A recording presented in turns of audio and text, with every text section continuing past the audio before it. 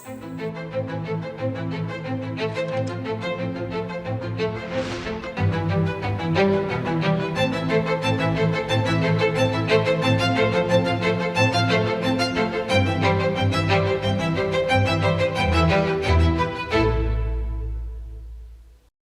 ભાલા દેશવાસીઓ નમસ્કાર. મન કી બાતમાં આપ સૌનું ફરીથી સ્વાગત છે. ખૂબ ખૂબ અભિનંદન છે. હવે થોડા જ દિવસોમાં વર્ષ 2026 જલ્દીથી આપણા દરવાજે આવી પહોંચશે. અને આજે જ્યારે હું તમારી સાથે વાત કરી રહ્યો છું તો મનમાં આખા એક વર્ષની યાદો મનમાં ફરી રહી છે. ઘણી તસવીરો, ઘણી બધી ચર્ચાઓ અને ઘણી ઉપલબ્ધિઓ જેણે દેશને એક સાથે જોડી દીધો. 2025એ આપણને ઘણી બધી કશણો આપી, જેના પર દરેક ભારતીયને ખૂબ જ ગર્વ થયો. દેશની સુરક્ષાથી લઈને રમતના મેદાન સુધી, આપણા દેશની વિજ્ઞાનની પ્રયોગશાળાઓથી લઈને દુનિયાના વિવિધ મોટા મંચો સુધી ભારતે દરેક જગ્યાએ પોતાની મજબૂત છાપ છોડી છે. આ વર્ષે ઓપરેશન સિંદૂર દરેક ભારતીય માટે ગર્વનું પ્રતીક બની ગયું અને એ આખી દુનિયાએ સ્પષ્ટ રીતે જોયું. આજનું ભારત પોતાની સુરક્ષા સાથે કોઈ પણ પ્રકારની સમજૂતી નથી કરતું. ઓપરેશન સિંદૂર વખતે આપણા દેશના ખૂણે ખૂણેથી મા ભારતી પ્રત્યે પ્રેમ અને સમર્પણની ઘણી તસવીરો સામે આવી હતી. લોકોએ પોતપોતાની રીતે પોતાના ભાવ વ્યક્ત. મિત્રો, આ જુસ્સો ત્યારે પણ જોવા મળ્યો હતો જ્યારે વંદે માતરમના 150 વર્ષ પૂરા થયા. ત્યારે મેં આપ સૌને આગ્રહ કર્યો હતો કે #વંદે માતરમ 150ની સાથે પોતાના સંદેશ અને અમૂલ્ય સૂચનો મોકલો. અને ત્યારે દેશવાસીઓએ પણ આ અભિયાનમાં ખૂબ જ ઉત્સાહથી ભાગ લીધો હતો. 2000 દૃષ્ટિકોણથીના 25 રમત પણ આ એક યાદગાર વર્ષ રહ્યું છે. આપણી પુરુષ ક્રિકેટ ટીમે આઈસીસી ચેમ્પિયન્સ ટ્રોફી સફળતાપૂર્વક જીતી હતી. મહિલા ક્રિકેટ ટીમે પણ ઇતિહાસ રચીને પહેલીવાર વિશ્વ કપ પોતાના નામે કર્યો હતો. ભારતની દીકરીઓ women's blind T world cup જીતીને એક નવો ઇતિહાસ રચી નાખ્યો. એશિયા કપ T20માં પણ ગૌરવથી તિરંગો લહેરાવ્યો. આપણા પેરા એથ્લીટોએ વિશ્વ ચેમ્પિયનશિપમાં ઘણા બધા પદકો જીતીને ફરી એકવાર એ સાબિત કરી દીધું કે કોઈ પણ અવરોધ તમારા જુસ્સાને રોકી શકતો નથી. વિજ્ઞાન અને અવકાશ ક્ષેત્રમાં પણ આપણા દેશે ભારતે એક ખૂબ જ મોટી છલાંગ લગાવી છે. શુભાંશુ શુક્લા તે પહેલા ભારતીય બન્યા જેઓ ઇન્ટરનેશનલ સ્પેસ સ્ટેશન સુધી પહોંચ્યા. પર્યાવરણ સંરક્ષણ અને જીવોની સુરક્ષા સાથે જોડાયેલા ઘણા પ્રયાસો પણ 2025ની મહત્વપૂર્ણ ઓળખ બન્યા છે. ભારતમાં ચિત્તાઓની સંખ્યા પણ હવે વધીને 30થી વધુ થઈ ગઈ છે. 2025માં આસ્થા, સંસ્કૃતિ અને ભારતનો આપણો અદ્વિતીય વારસો, આ બધું એક સાથે જોવા મળ્યું. વર્ષની શરૂઆતમાં પ્રયાગરાજ મહાકુંભના ભવ્ય આયોજને આખી દુનિયાને ચકિત કરી દીધી હતી. વર્ષના અંતમાં અયોધ્યામાં ભવ્ય રામ મંદિર પર ધ્વજારોહણના કાર્યક્રમે દરેક ભારતીયને ખૂબ જ ગર્વથી ભરી દીધો હતો. સ્વદેશીને લઈને પણ લોકોનો ઉત્સાહ ખૂબ જ દેખાયો હતો. લોકો એ જ સામાન ખરીદી રહ્યા છે જેમાં આપણા કોઈ ભારતીયનો પરસેવો વળ્યો હોય અને જેમાં ભારતની માટીની સુગંધ આવતી હોય.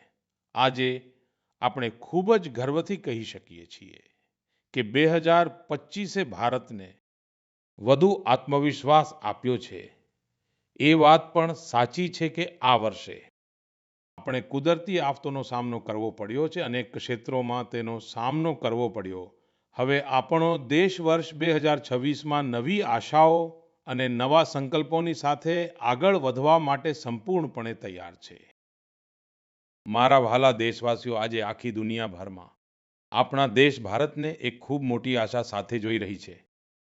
ભારતથી આ અપેક્ષાનું સૌથી મોટું કારણ એ જ છે કે આપણી યુવા શક્તિ, ખાસ કરીને વિજ્ઞાનના ક્ષેત્રમાં આપણી ઉપલબ્ધિઓ અને અનેક નવા ઇનોવેશન અને ટેકનોલોજીનો વિસ્તાર, આનાથી દુનિયાભરના દેશો ખૂબ જ પ્રભાવિત છે. મિત્રો, આપણા ભારતના યુવાનોમાં હંમેશા કંઈક નવું કરવાનો જુસ્સો હોય છે.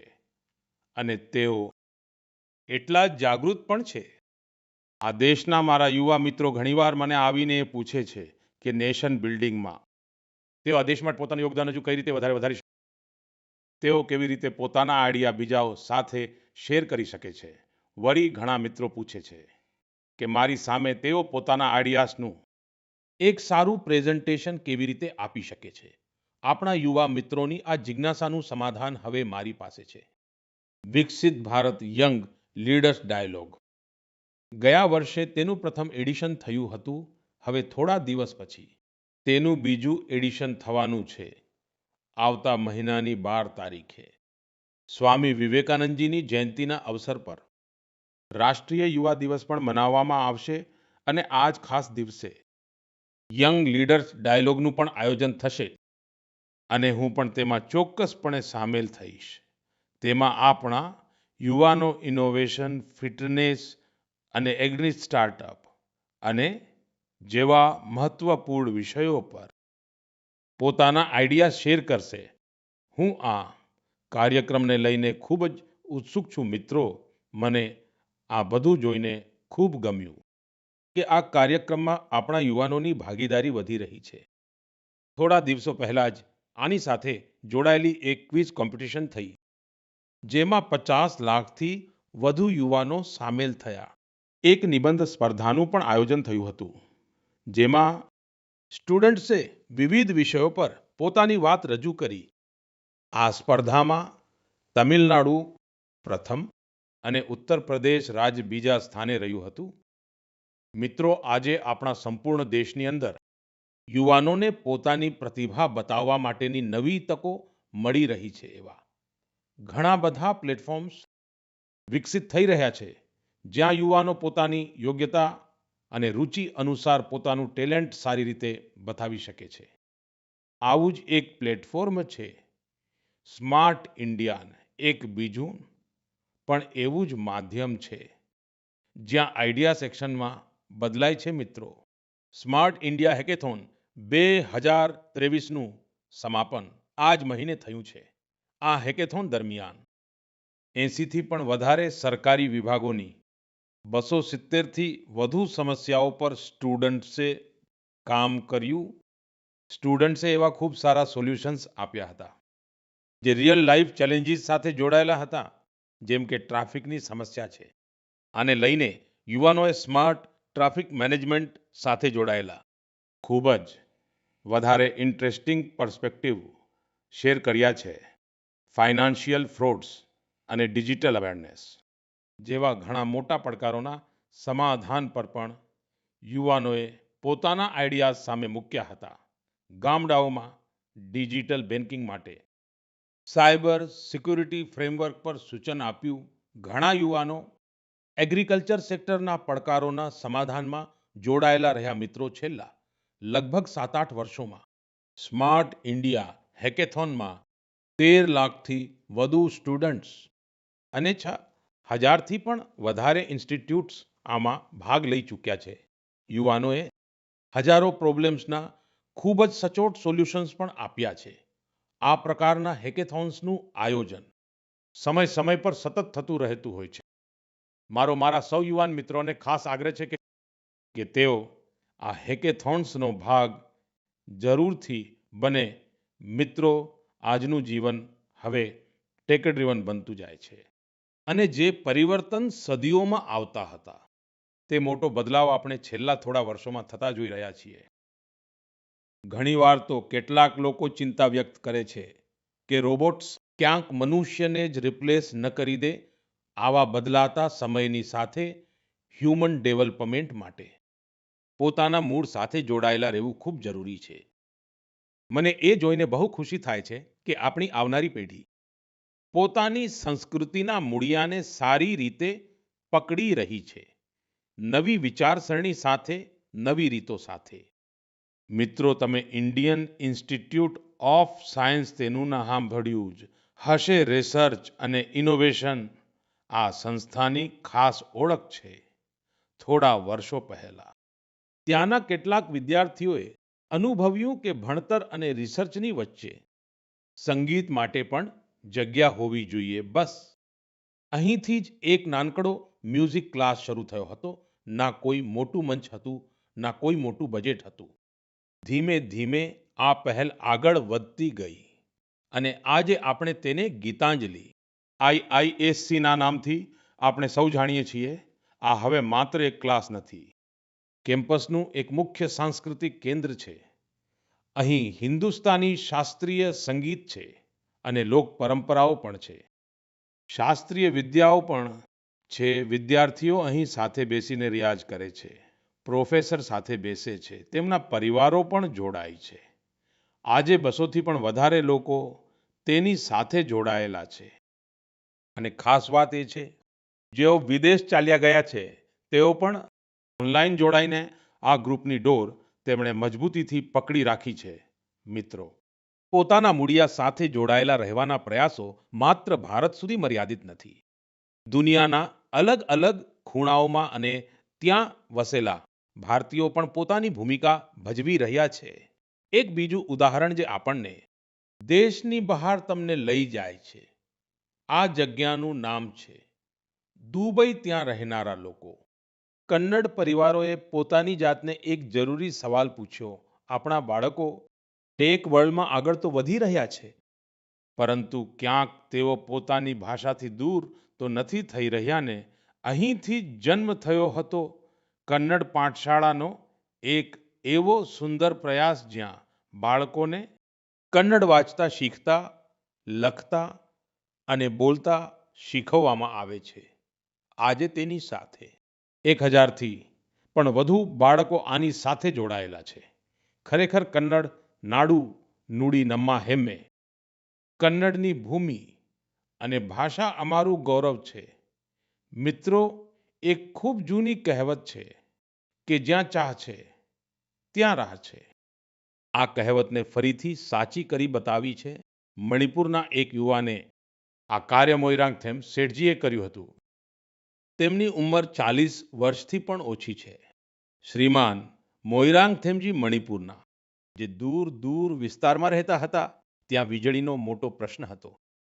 આ પડકારનો સામનો કરવા માટે તેમણે લોકલ સોલ્યુશન પર ભાર મૂક્યો અને તેમને આ સોલ્યુશન મળ્યું સોલર પાવરમાં. આપણા મણિપુરમાં આમ પણ સોલર એનર્જી ઉત્પન્ન કરવી સરળ છે. તો મોઈરાંગ થેમજીએ સોલર પેનલ લગાવવાનું અભિયાન ચલાવ્યું અને આ અભિયાનને કારણે આજે તેમના વિસ્તારના હજારો ઘરોમાં સોલર પાવર સરળતાથી પહોંચી ગયો છે. ખાસ વાત તો એ છે કે તેમણે સોલર પાવરનો ઉપયોગ હેલ્થ કેર માટે કર્યો અને આજીવિકાને વધુ સારી બનાવવા માટે કર્યો છે. આજે તેમના પ્રયાસોથી મણિપુરમાં ઘણા હેલ્થ સેન્ટર્સને પણ સોલર પાવર મળી રહ્યો છે.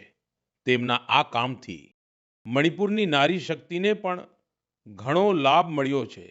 સ્થાનિક માછીમારો અને કલાકારોને પણ તેનાથી ઘણી બધી મદદ મળી છે. મિત્રો, આજે આપણી સરકાર PM સૂર્યઘર મફત વીજળી યોજના હેઠળ દરેક એક લાભાર્થી પરિવારને સોલર પેનલ લગાવવા માટે લગભગ 75 થી 80 હજાર રૂપિયાની આર્થિક સહાય આપી રહી છે. મોઈરાંગ થેમજીના આ પ્રયાસો જો કે એક વ્યક્તિગત પ્રયાસ છે, પરંતુ સોલર પાવર સાથે જોડાયેલા દરેક અભિયાનને એક નવી ગતિ આપી રહ્યા છે. હું મન કી બાતના આ માધ્યમથી તેમને મારી ખૂબ ખૂબ શુભેચ્છાઓ પાઠવું છું. મારા વહાલા દેશવાસીઓ, તો ચાલો હવે આપણે જમ્મુ કાશ્મીર તરફ જઈએ. જમ્મુ કાશ્મીરના સાંસ્કૃતિક અને ઐતિહાસિક વારસાની એક એવી અદ્ભુત ગાથા તમારી સાથે શેર કરવા માંગુ છું જે તમને ગર્વથી ભરી દેશે. જમ્મુ કાશ્મીરના બારામુલ્લા જિલ્લામાં જૈનપોરા નામની એક જગ્યા આવેલી છે.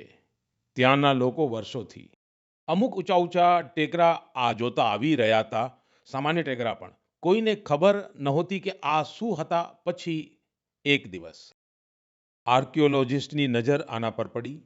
જ્યારે તેમણે આ વિસ્તારને ખૂબ ધ્યાનથી જોવાનું શરૂ કર્યું તો આ ટેકરા તેમને કંઈક અલગ લાગ્યા અને ત્યારબાદ આ ટેકરાઓનો એક વૈજ્ઞાનિક અભ્યાસ શરૂ કરવામાં આવ્યો હતો.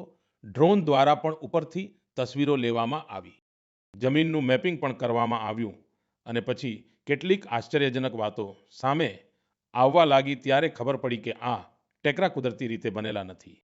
આ મનુષ્ય દ્વારા બનાવવામાં આવેલ કોઈ મોટી ઇમારતના અવશેષો છે. એ દરમિયાન એક બીજી રસપ્રદ કડી જોડાઈ કાશ્મીરથી હજારો કિલોમીટર દૂર ફ્રાન્સના એક મ્યુઝિયમના આર્કાઇવ્સમાં એક જૂનું ઝાંખું ચિત્ર મળ્યું. બારામુલાના એ ચિત્રમાં ત્યાં કુલ 3 બૌદ્ધ સ્તૂપ સ્પષ્ટપણે દેખાઈ રહ્યા હતા. અહીંથી જ સમયે એક મોટો વળાંક લીધો અને કાશ્મીરનો એક ગૌરવશાળી ભૂતકાળ આપણી સૌની સામે આવ્યો. આ લગભગ 2000 વર્ષ જૂનો ઇતિહાસ છે. કાશ્મીરના જેહનપુરાનું આ બૌદ્ધ પરિસર છે. આપણને એ યાદ અપાવે છે કે કાશ્મીરનો ભૂતકાળ શું હતો, તેની ઓળખ ખરેખર કેટલી સમૃદ્ધ હતી. મારા વહાલા દેશવાસીઓ, હવે હું તમારી સાથે ભારતથી હજારો કિલોમીટર દૂર એક એવા પ્રયાસની વાત કરવા માંગુ છું જે ખરેખર હૃદયસ્પર્શી છે. ફિજીમાં આપણી ભારતીય ભાષા અને સંસ્કૃતિના પ્રસાર માટે એક પ્રશંસનીય પહેલ થઈ રહી છે. ત્યાંની નવી પેઢીને તમિલ ભાષા સાથે જોડવા માટે ઘણા સ્તરો પર સતત પ્રયાસો કરવામાં આવી રહ્યા છે.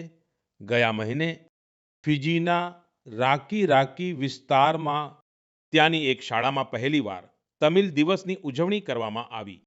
તે દિવસે બાળકોને એક એવું મંચ મળ્યું જ્યાં તેમણે પોતાની ભાષા પર ખુલ્લા દિલથી ગૌરવ વ્યક્ત કર્યું. બાળકોએ તમિલમાં કવિતાઓ સંભળાવી, ભાષણ આપ્યા અને પોતાની સંસ્કૃતિને પૂરા આત્મવિશ્વાસ સાથે મંચ પર રજૂ કરી. મિત્રો, આપણા દેશની અંદર પણ તમિલ ભાષાના પ્રચાર માટે સતત કામ થઈ રહ્યું છે. હમણાં થોડા દિવસો પહેલા જ મારા સાંસદીય ક્ષેત્ર કાશીમાં 4થું કાશી તમિલ સંગમમ યોજાયું. હવે હું તમને એક ઓડિયો ક્લિપ સંભળાવવા જઈ રહ્યો છું. આપ સાંભળો અને હવે તમે અંદાજ લગાવો કે તમિલ બોલવાનો પ્રયત્ન કરી રહેલા આ બધા બાળકો ક્યાંના છે. வணக்கம்.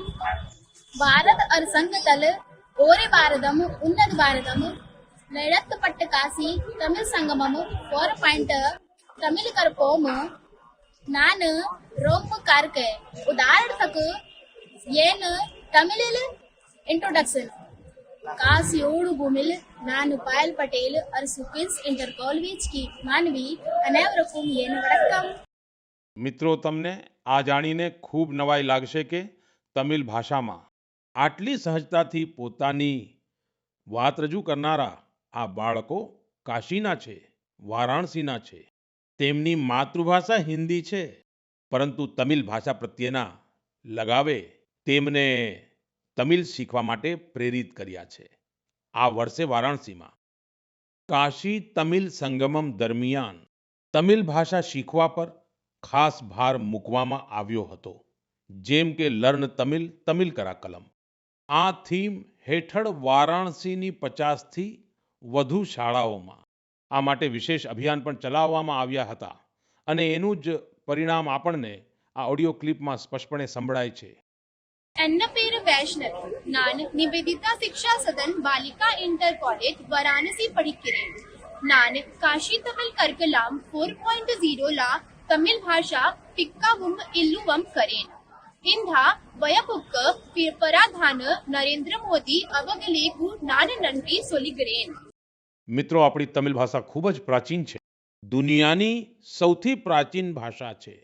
તમિલ સાહિત્ય પણ અત્યંત સમૃદ્ધ છે. મેં મન કી બાતમાં પણ કાશી તમિલ સંગમમાં ભાગ લેવાનો આગ્રહ કર્યો હતો અને મને ખુશી છે કે આજે દેશના બીજા ભાગોમાં પણ બાળકો અને યુવાનો વચ્ચે તમિલ ભાષાને લઈને એક નવું આકર્ષણ દેખાઈ રહ્યું છે.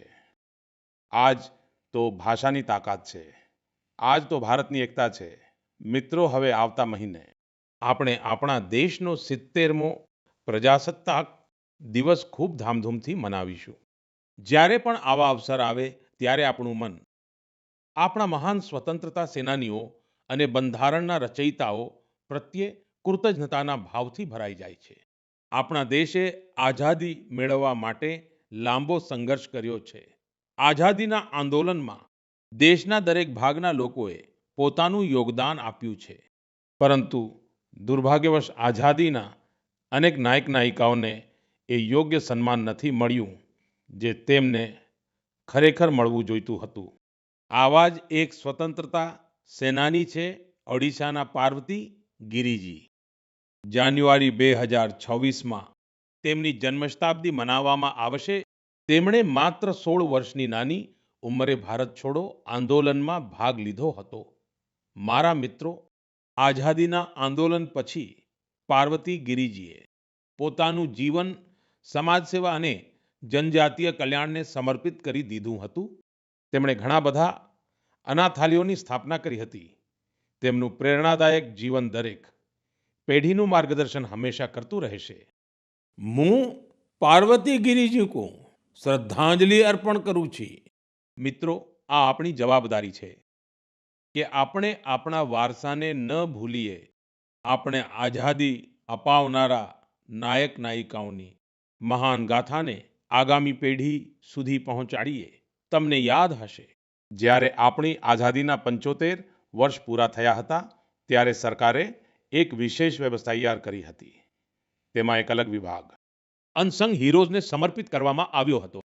આજે પણ તમે આ વેબસાઇટ પર વિઝિટ કરીને એ મહાન વિભૂતિઓ વિશે સારી રીતે જાણી શકો છો, જેમની તે આઝાદી અપાવવામાં બહુ મોટી ભૂમિકા રહી છે. મારા વહાલા દેશવાસીઓ, મન કી બાતના માધ્યમથી આપણને સમાજના ભલા સાથે જોડાયેલા ઘણા બધા મહત્વપૂર્ણ વિષયો પર ચર્ચા કરવાનો એક બહુ સારો અવસર મળે છે. આજે હું એક એવા મુદ્દા પર વાત કરવા માંગુ છું જે આપણા સૌના માટે ચિંતાનો વિષય બની ગયો છે. આઈસીએમઆર એટલે કે the Indian Council of Medical રિસર્ચે હમણાં તાજેતરમાં જ એક રિપોર્ટ જાહેર કર્યો છે. તેમાં એવું જણાવવામાં આવ્યું છે અને યુટીઆઈ જેવી ઘણી ગંભીર બીમારીઓ સામે એન્ટીબાયોટિક દવાઓ હવે ધીમે ધીમે નબળી સાબિત થઈ રહી છે. આ આપણા સૌના માટે આ બાબત ખરેખર ખૂબ જ ચિંતાજનક છે. રિપોર્ટ મુજબ તેનું મોટું કારણ લોકો દ્વારા કોઈ પણ જાતનો વિચાર કર્યા વગર એન્ટીબાયોટિક દવાઓનું સેવન છે. એન્ટીબાયોટિક એવી કોઈ દવાઓ નથી કે જેને એમ જ લઈ લેવાય. તેનો ઉપયોગ તો ડૉક્ટરની યોગ્ય સલાહથી જ કરવો જોઈએ. આજકાલ લોકો એવું માનવા લાગ્યા છે કે બસ એક ગોળી લઈ લો, બધી જ તકલીફ થઈ જશે. આ જ એક મુખ્ય કારણ છે કે આવી બધી બીમારીઓ અને ચેપ આ એન્ટીબાયોટિક દવાઓ પર હવે ખૂબ જ ભારે પડી રહ્યા છે. હું આપ સૌને આગ્રહ કરું છું કે કૃપા કરીને પોતાની મરજીથી દવાઓનો ઉપયોગ કરવાનું ટાળો. એન્ટીબાયોટિક દવાઓના મામલામાં તો આ વાતનું ખાસ ધ્યાન રાખવું ખૂબ જરૂરી છે. હું તો બસ એ જ કહીશ, મેડિસિન્સ માટે ગાઈડન્સ અને એન્ટીબાયોટિક્સ માટે ડૉક્ટર્સની જરૂર પડે છે. આ ટેવ તમારા સ્વાસ્થ્યને વધુ સારું બનાવવામાં ખૂબ જ મદદરૂપ સાબિત થવાની છે. મારા વહાલા દેશવાસીઓ, આપણી આ સુંદર પરંપરાગત કળાઓ સમાજને સશક્ત કરવાની સાથે જ લોકોની આર્થિક પ્રગતિનું પણ એક ખૂબ મોટું માધ્યમ બની રહી છે. આંધ્રપ્રદેશના નારસાપુરાની લેસ ક્રાફ્ટની ચર્ચા હવે તો આ દેશમાં ખૂબ જ વધી રહી છે. આ સુંદર લેસ ક્રાફ્ટ ઘણી પેઢીઓથી મહિલાઓના હાથમાં રહી છે. ખૂબ જ ધીરજ અને ખૂબ જ ઝીણવટ સાથે દેશની નારી શક્તિએ તેનું સંરક્ષણ કર્યું છે. આજે આ પરંપરાને એક નવા રંગરૂપ સાથે હવે આગળ લઈ જવામાં આવી રહી છે. આંધ્રપ્રદેશ સરકાર અને નાબાર્ડ મળીને કારીગરોને નવી ડિઝાઇન શીખવી રહ્યા છે, વધુ સારી સ્કિલ ટ્રેનિંગ આપી રહ્યા છે અને નવા બજાર સાથે પણ જોડી રહ્યા છે. નારસાપુરમ લેસને તો જીઆઈ ટેગ પણ મળ્યો છે. આજે તેથી 500થી વધુ પ્રોડક્ટ્સ બની રહી છે અને 250થી વધુ ગામોમાં લગભગ 1 લાખ જેટલી મહિલાઓને તેનાથી કામ મળી રહ્યું છે. મિત્રો, મન કી બાતમાં આવા લોકોને સામે લાવવાનું પણ મંચ છે. જેઓ પોતાના પરિશ્રમ અને લગનથી માત્ર પરંપરાગત કળાઓને આગળ નથી વધારી રહ્યા અને આ રીતે તેનાથી સ્થાનિક લોકોને સશક્ત પણ કરી રહ્યા છે. હવે વાત કરીએ મણિપુરના ચુરાચાંદપુરમાં. માર્ગરેટ રામ થારસી એમજી તેમના પ્રયાસો આવા જ છે. તેમણે મણિપુરના પરંપરાગત ઉત્પાદનોને અને ત્યાંના અનોખા હેન્ડીક્રાફ્ટને વાંસ અને લાકડામાંથી બનેલી સૂંચોને એક મોટા વિઝન સાથે જોઈ અને આ જ વિઝનને કારણે તેઓ એક હેન્ડીક્રાફ્ટ આર્ટિસ્ટમાંથી ઘણા બધા લોકોના જીવનને બદલવાનું એક માધ્યમ બની ગયા. આજે માર્ગરેટજીની યુનિટ તેમાં 50થી વધુ આર્ટિસ્ટ કામ કરી રહ્યા છે અને તેમણે પોતાની મહેનતથી દિલ્હી સહિત દેશના ઘણા રાજ્યોમાં પોતાના પ્રોડક્ટ્સનું એક મોટું માર્કેટ પણ ડેવલપ કર્યું છે. મારા મિત્રો, મણિપુરથી જ વધુ એક ઉદાહરણ સેનાપતિ જિલ્લાના રહેવાસી એવા ચોખોને ક્રિચેનાજી છે અને તેમનો આખો પરિવાર પરંપરાગત ખેતી સાથે જોડાયેલો રહ્યો છે. ક્રિચેનાએ આ પારંપરિક અનુભવને વધુ વિસ્તાર આપ્યો. તેમણે ફૂલોની ખેતીને પોતાનું પેશન બનાવ્યું. આજે તેઓ આ કામથી અલગ અલગ માર્કેટ્સને જોડી રહ્યા છે અને પોતાના વિસ્તારની લોકલ કમ્યુનિટીઝને પણ ખૂબ સારી રીતે એમ્પાવર કરી રહ્યા છે. મિત્રો, આ ઉદાહરણ એ વાતનો પર્યાય છે કે જો પારંપરિક જ્ઞાનને આધુનિક વિઝન સાથે આગળ વધારવામાં આવે તો તે આર્થિક પ્રગતિનું એક ખૂબ મોટું માધ્યમ બની જાય છે. તમારી આસપાસ પણ આવી સક્સેસ સ્ટોરીઝ હોય તો મને જરૂરથી શેર કરજો મિત્રો. આપણા દેશની સૌથી સુંદર અને સારી વાત એ છે કે આખું વર્ષ દરેક સમયે દેશના કોઈને કોઈ ભાગમાં હંમેશા ઉત્સવનો માહોલ બની રહે છે. અલગ અલગ વાર તહેવારો તો છે, સાથે જ વિવિધ રાજ્યોના સ્થાનિક ઉત્સવો પણ આયોજિત થતા રહે છે. એટલે કે જો તમે ફરવાનો વિચાર કરો તો દરેક સમયે દેશનો કોઈને કોઈ ખૂણો પોતાના યુનિક ઉત્સવ સાથે તૈયાર જોવા મળશે. આવો જ એક ઉત્સવ આ દિવસોમાં કચ્છના રણમાં ચાલી રહ્યો છે. આ વર્ષે કચ્છ રણોત્સવનું આ ભવ્ય આયોજન 23 નવેમ્બરથી શરૂ થયું છે, જે 20 ફેબ્રુઆરી સુધી ચાલશે. અહીં કચ્છની લોકસંસ્કૃતિ, લોકસંગીત, નૃત્ય અને હસ્તશિલ્પની વિવિધતા દેખાય છે.